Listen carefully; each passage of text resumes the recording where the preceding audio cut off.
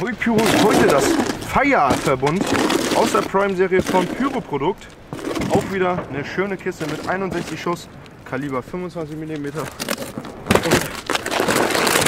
zünden wir jetzt wieder direkt an. Ist, glaube ich, mit schönen Cracking-Effekten. Deshalb mal schauen, was da rauskommt.